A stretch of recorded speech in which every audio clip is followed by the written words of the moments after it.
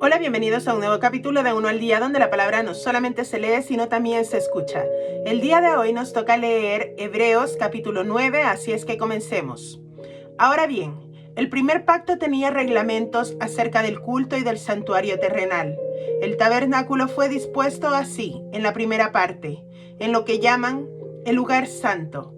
Estaban las lámparas, la mesa y los panes de la presencia. Tras el segundo velo estaba la parte del tabernáculo que se llamaba el lugar santísimo.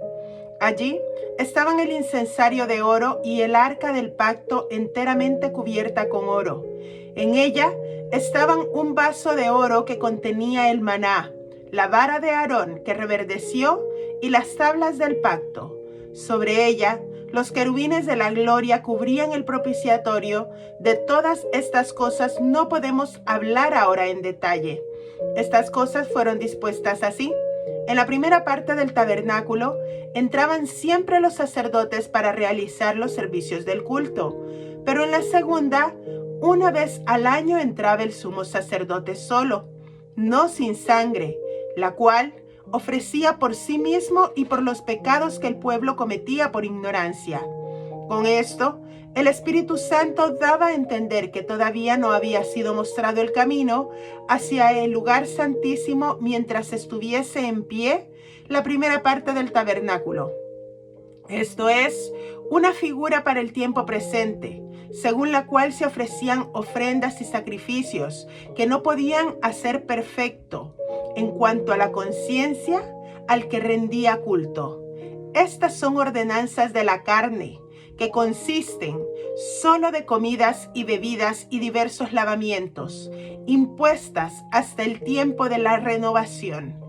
Pero estando ya presente Cristo, el sumo sacerdote de los bienes que ha venido por medio del más amplio y perfecto tabernáculo, no echó de manos, es decir, no de esta creación.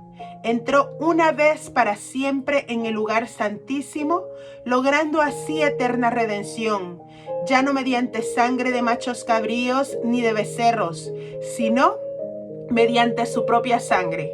Porque si la sangre de machos cabríos y de toros y la ceniza de la vaquilla rociada sobre los impuros santifican para la purificación del cuerpo, cuánto más la sangre de Cristo, quien mediante el Espíritu Eterno se ofreció a sí mismo sin mancha a Dios, limpiará nuestra conciencia de las obras muertas para servir al Dios vivo.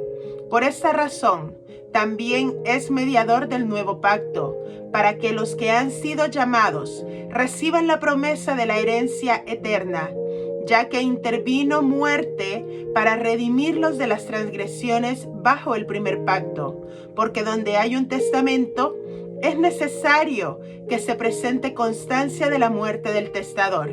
El testamento es confirmado con la muerte, puesto que no tiene vigencia mientras vive el testador. Por esto, ni aun el primer testamento fue inaugurado sin sangre, porque habiendo declarado Moisés todos los mandamientos según la ley a todo el pueblo, tomó la sangre de los becerros y de los machos cabríos, junto con agua, lana escarlata e hisopo, y roció al libro mismo y también a todo el pueblo diciendo: esta es la sangre del pacto, el cual Dios les ha ordenado. Y roció también con sangre el tabernáculo y todos los utensilios del servicio. Pues según la ley, casi todo es purificado con sangre, y sin derramamiento de sangre no hay perdón. Era pues necesario purificar las figuras de las cosas celestiales con estos ritos, pero las mismas cosas celestiales con sacrificios superiores a otros, porque Cristo no entró en un lugar santísimo hecho de manos, figura del verdadero, sino en el cielo mismo para presentarse ahora delante de Dios a nuestro favor. Tampoco entró para ofrecerse muchas veces a sí mismo, como entra cada año el sumo sacerdote en el lugar santísimo con sangre ajena. De otra manera, le habría sido necesario padecer muchas veces desde la fundación del mundo, pero ahora Él se ha presentado una vez para siempre en la consumación de los siglos para quitar el pecado mediante el sacrificio de sí mismo, y de la manera que está establecido que los hombres mueran una sola vez y después el juicio. Así también Cristo fue ofrecido una sola vez para quitar los pecados de muchos. La segunda vez, ya sin relación con el pecado, aparecerá para salvación a los que lo esperan. Según la ley, todo es purificado con sangre. Y dice la palabra, sin derramamiento de sangre no hay perdón. Pero eso era parte de la ley.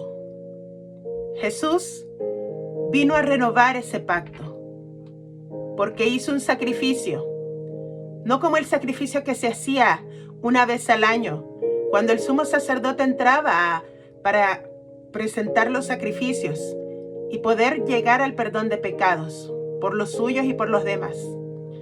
El Señor Jesús entregó ese sacrificio, pero un sacrificio perfecto. No entregando la sangre de animales, sino entregando su propia sangre para salvación, para redención y para perdón de pecados. Muchas veces pensamos, ¿quién podrá ayudarnos? Como decía el Chapulín Colorado. Pero ¿sabes qué? El único que puede ayudarnos verdaderamente es el Señor Jesús. Él es el mediador del nuevo pacto. Recibamos esa promesa, la promesa de la herencia eterna, en la cual, a través de ese sacrificio, nos purificó a todos. Porque como la palabra lo dice, todo es purificado a través de la sangre. Pero no cualquier sangre, sino únicamente la sangre del Señor Jesús. La sangre de aquel que nos amó, la sangre de aquel que se entregó, la sangre de aquel el cual no entró en un lugar santísimo hecho por manos de hombres, sino que fue directamente a la presencia del Padre para abogar por cada uno de nosotros, para interceder por cada uno de nosotros, para que tengamos la plena convicción de que Él es quien estuvo ahí dando todo para que tú y yo pudiésemos ser perdonados. Pero muchas veces ese sacrificio lo menospreciamos porque vivimos atados a leyes antiguas. Vivimos atados a cumplir con lo que los demás quieren, en lugar de cumplir lo que el Señor quiere que cumplamos. Amarnos unos a otros.